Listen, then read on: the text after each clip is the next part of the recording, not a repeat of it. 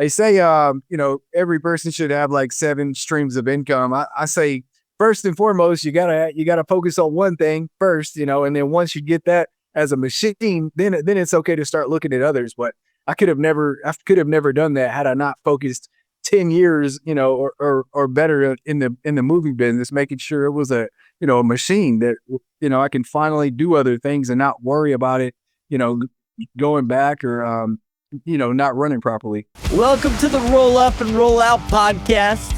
Sit down with blue-collar business owners and inspired entrepreneurs to get the industry insights from the leaders that grow our local communities and learn how to scale your business. Regardless of GED, these people know how to GSD. Here is your host, Paul Childers. Let's get to work. Hello, everybody. Welcome to another episode of Roll Up and Roll Out. My name is Paul Childers. I am the host. Today, we'll be interviewing Chris Nolles with True Friends Moving and Storage. Chris, thanks for your time and taking time out of your day to be here with us. What got you into the business that you're in now? Oh man. So I started I did moving one summer when I was about 17 in my hometown, and realized that I wanted to own my own company one day. Only did it one summer and kind of went a different route. But at the time, the company that I was working for, like, it was family owned. They were well off, compared to what I've seen. And I was like, wow, I could do this. Just went completely a different route though. Sales took me all over. I went started in the corporate world as my last job, and just climbing the corporate ladder for a while, man. And after a few years of that, I realized that my dream was still to own my own business. Plus, I'd kind of hit a plateau where I was doing really good, but I knew I could do better with my own thing, So I had enough saved up, thankfully, to just, go after it, and just bought a truck. I didn't really know how to run a business. Actually, no idea how to run a business. I just knew I wanted to start a moving company. What's funny, my wife was completely against it. She's like, you're gonna quit Dell, which was Fortune 500 company, to be a mover. She just couldn't get it, and it might seem crazy to a lot of people, but at the time I just knew I could at least attempt it. I could always go back, to sales if that didn't work out for whatever reason, but I wholeheartedly believed that I could do it. And so I gave it my all, and, started with just myself and a buddy from the gym as my first employee, and just started moving people, man, and just kind of figured it out as I went. Yeah. I think you kind of touched on a really interesting piece there, because not a lot of people are, when you talk about like these types of jobs, right? It's like a lot of people that didn't graduate from high school, maybe got their GED, didn't go to college, and then they kind of work with a company or maybe started in a trade school, whatever, but then they kind of work their way up into like ownership. Your path was a little different, because you went, I always call it the more comfortable route initially, right? You went to a W-2, worked your way up, had success in the W-2 world. That's the world I came from. As a W-2 employee, I was a GM for a dealership, and then I was sales director for a fairly large ag tire company. And the job was comfortable, but I was never comfortable. Was that kind of the way you felt while you were doing like that W-2 stuff? Is like, it was nice, but like it just always felt like there's a little something that wasn't.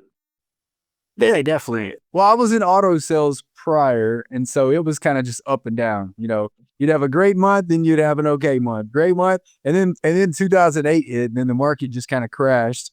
So that market kind of tanked. So at that time, I started looking to get into something more stable. That's where I landed at Dell. But yeah, I mean, when I got to Dell, I mean, I was doing awesome, and just kept climbing.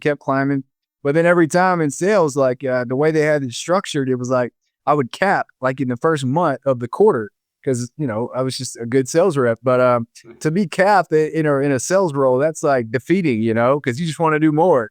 So I'm like, man, I got to do more, and that's when I went after it. But yeah, I mean, I was doing good from the outside looking in. I just knew I could do better.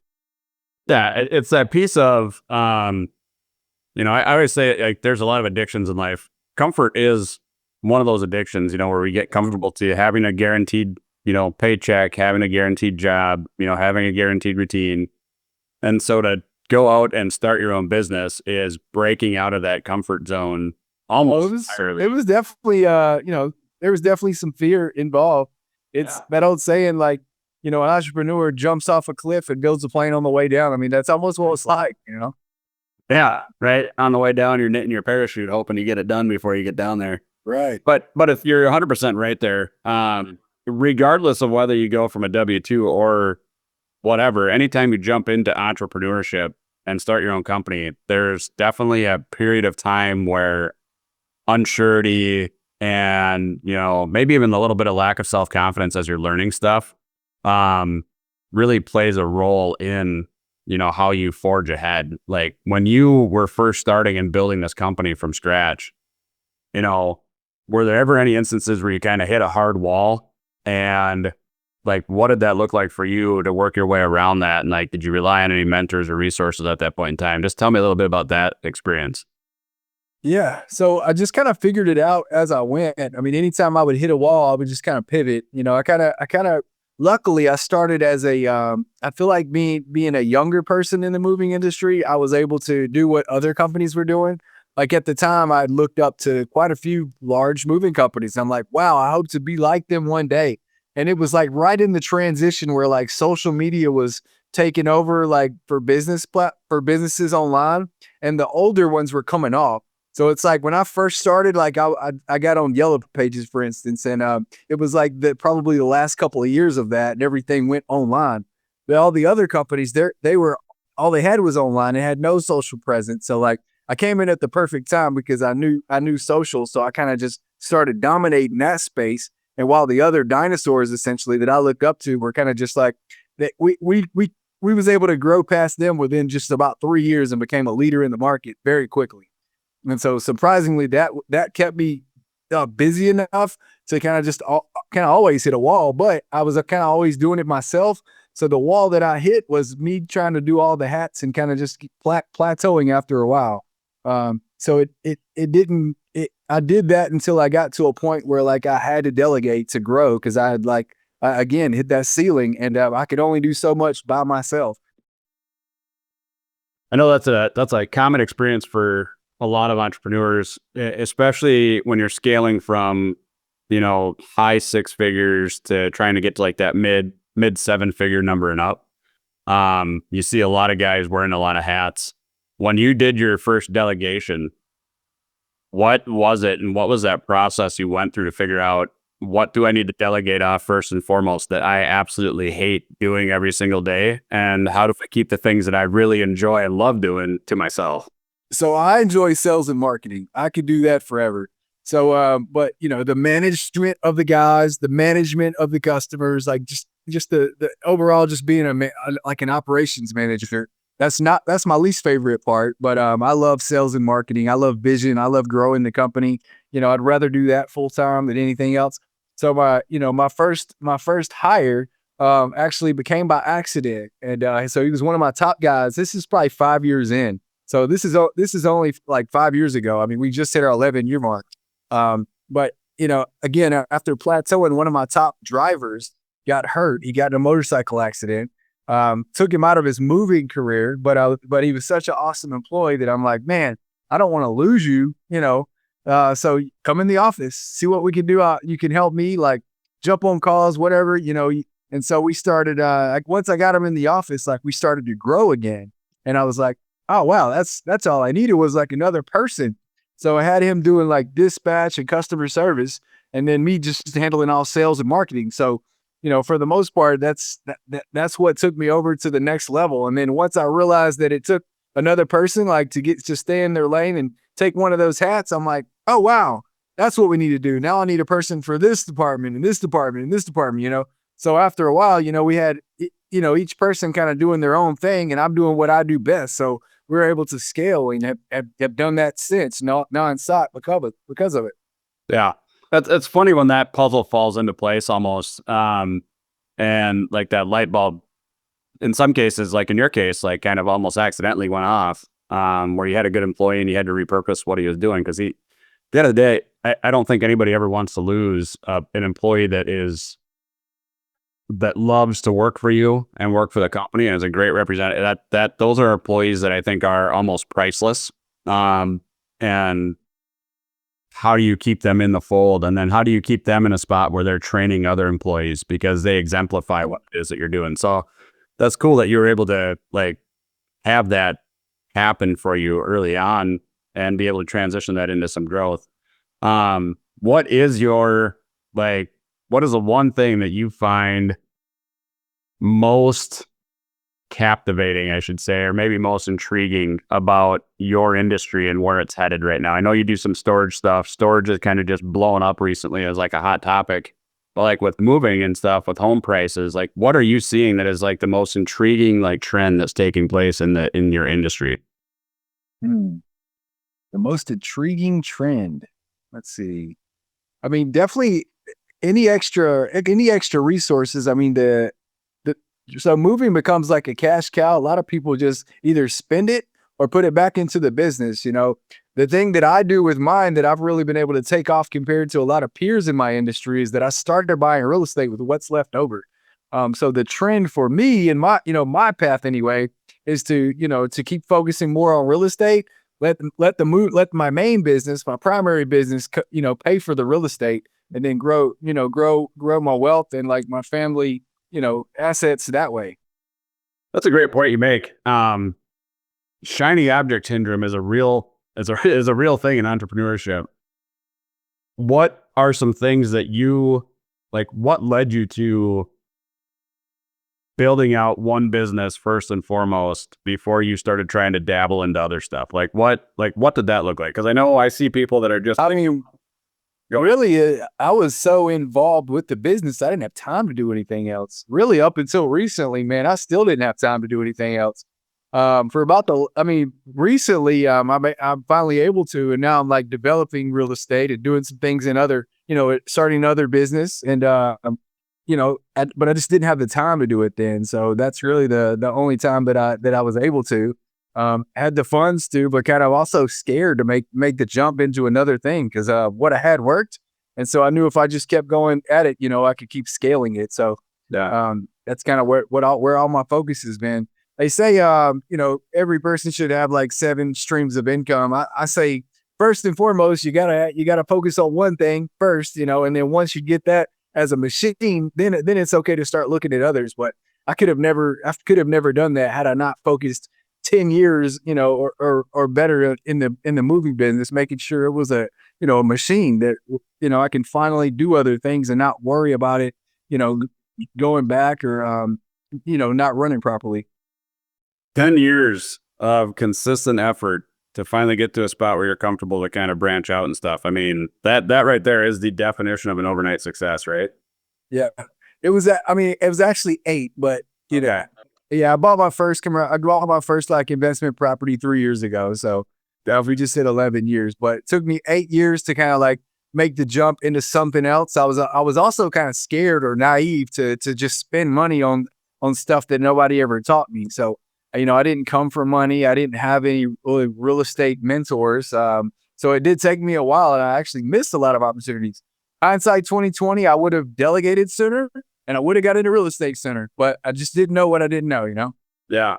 It's that is an incredible piece of life in general, is not knowing what you don't know. And I think that speaks to the volume of getting into rooms with people that are doing things different than you are.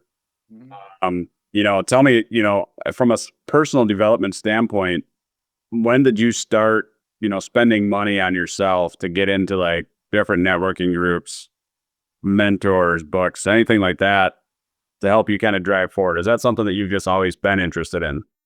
Yeah. So early in the business, man, I was so limited on time, I physically could not get away because there was nobody to run the business, So again, up until I hired that first person on year 5 or 6, I couldn't get away. Like I couldn't just leave for 3 days for a conference, even though I wanted to, but I did, like books. I definitely dug deep into books. My mentors pretty much spoke to me through what I was able to read in my downtime, or audiobooks. I was definitely would plug into them. But again, when I finally was able to get into it about 6 years ago, I loved it, man. Probably 10X Growth Con was probably my first actual conference that I went to, and reading 10X, that really like just set the stage on my capabilities and what I could do as a person. And it really helped me just expand my mind and expand my thoughts, and realize that getting in the rooms with those types of individuals, like-minded people in their industries, that's all growth minded. Definitely realize that's the path for growth, and the easiest way to scale. Is networking, man. Network, says your net worth. That's a big statement, and it's so true. Yeah, I don't think people realize the power of networking when it's done properly and intentionally. That was one of my major focuses my first year, was connecting with as many people as I could that would pair well with what I was doing, so that I could bring value to any of the clients that I had and make referrals and introductions. And in return, what that's doing is it's circling, coming back around and coming full circle, where now I'm getting referrals from some of these sources as well. So Definitely. I know you like doing sales and networking or marketing. So like for you, and probably for myself, because I'm kind of in the same boat, I like to do like the sales, big picture growth, that kind of stuff. Networking probably comes easy for people like ourselves, because we just naturally enjoy talking and connecting with people. For some of these other, business owners like that have different strengths, and maybe that isn't one of them. Have you come across anyone in your career that you kind of worked with that had to like learn how to network properly and kind of become somebody that they weren't? And I mean, I personally had to learn how to network properly. I didn't really do it. And honestly, again, I keep talking about I didn't have time to get away. I also didn't have time to get out and network. Thankfully, I built enough, I did enough awesome branding that the phone would just ring off the hook.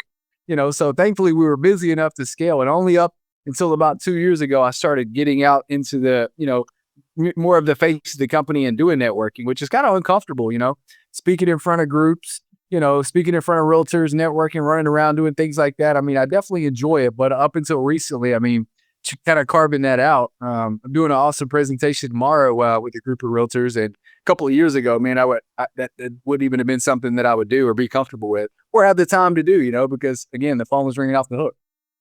I mean, a good problem to have when the phone's ringing off the hook, and not having the time, but definitely cool seeing you be able to delegate some of that stuff off, be able to free some of your time up. Do you still get out and help jump in a truck from time to time and help drive and move and stuff? Or are you getting further away from that? Or do you find getting further away? I mean, definitely as the years go on, I mean, we have backup, and then today, like, I mean, for example, like this day in our business, I mean, we have backup for backup, so like usually we'll have some extra guys on the side. So it's not very likely that I will have to go out, but probably I went out, I believe, about 3 times last year. It's usually the end of the month, super busy, like all hands, and then something happens.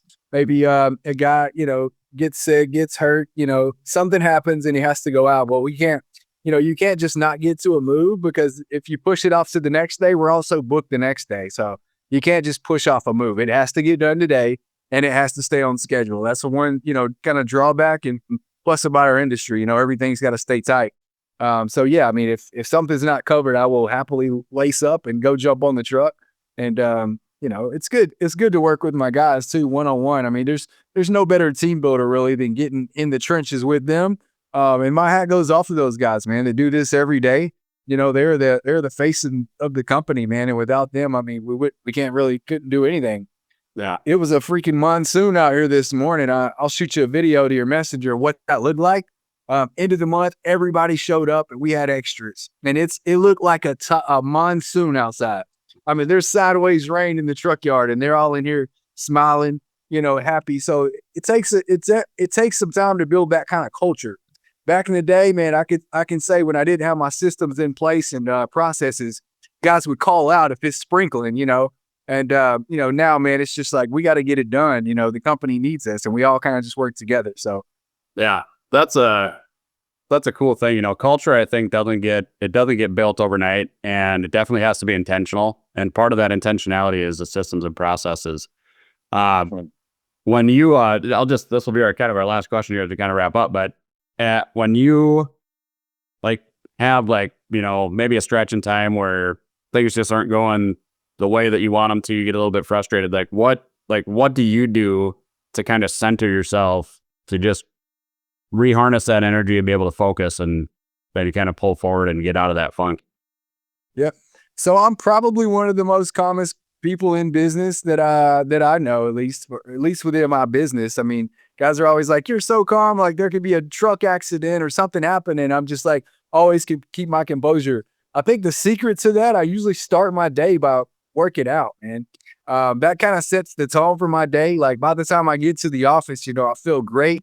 I've already, pretty much winning for the day, and then after that, man, I get everything's on high, and it can't really much take me down from that. So, and two, as for having years in business, I almost expect things to happen.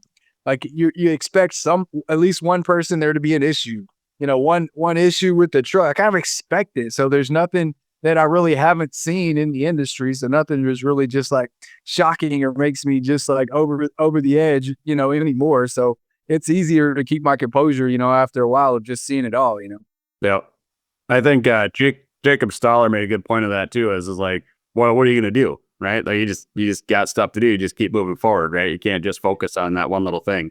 Yeah, you just do it. I was one thing, my daughter, man, she's 6 and I take a lot of life points from her, the way I talk to her. But the other day she's like, she had something happen and it was just like, this is the worst day ever. And it was just a moment. And I was like, baby, it doesn't mean your day's bad. It's just the moment. It's gonna, you got to get over it, get through it. And the rest of your day is going to be just fine. So you just can't think like that. And some people, they still think like that as adults. And I hate it. It's like if they let the smallest things just ruin their whole day. Yeah. And really the only thing we have control of is our attitude. So keep a positive one. Yep. And I mean, that's so huge. I tell my kids that all the time is you get to control how you react to everything. Like people can't make you feel a certain way. They can't make you mad. They can't nothing exterior, external can influence your internal state.